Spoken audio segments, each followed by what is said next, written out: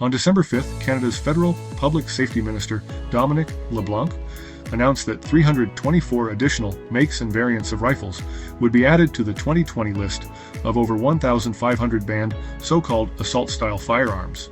These added guns, said LeBlanc via video link, are made for battlefields, not for hunting. And the ban takes effect immediately.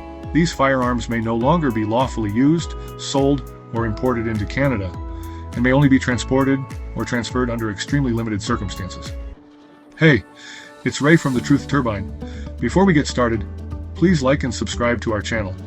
We want to continue to bring you some unfiltered conversations and opinions on important Canadian social and political issues. When the federal government announced its latest gun ban, I couldn't help but wonder, who is this really helping? The statistics don't support the claim that targeting legally owned firearms will make Canadians safer. Instead, they tell a very different story. Let's start with the facts. Only 3% of gun-related crimes in Canada are committed by licensed firearm owners. The overwhelming majority of gun violence is connected to illegal firearms, many of which are smuggled across the border from the United States.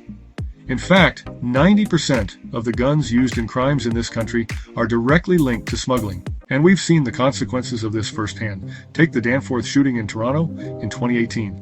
The handgun used in that tragic incident was traced back to a gun smuggled from the US. Similarly, in 2022, a major bust in British Columbia uncovered dozens of illegally smuggled firearms destined for gangs in Vancouver. Firearms that could have been used to perpetuate violence on our streets. These are just a few examples of the real problem we're facing.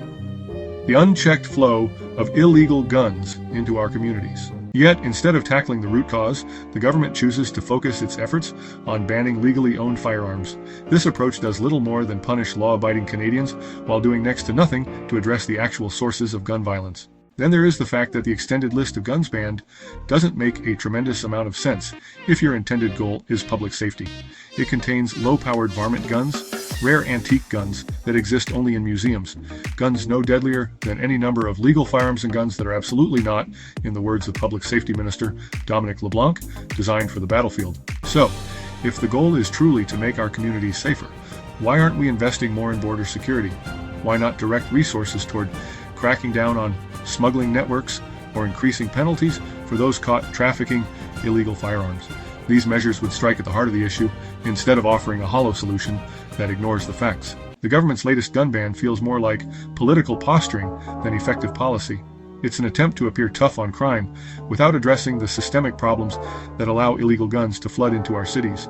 Meanwhile, it diverts attention and resources away from meaningful solutions. Reacting to the announcement, Conservative MP and public safety critic Raquel Dancho accused Trudeau of attacking lawful and vetted hunters, sport shooters, and Indigenous peoples who safely and legally use firearms as they have done for generations.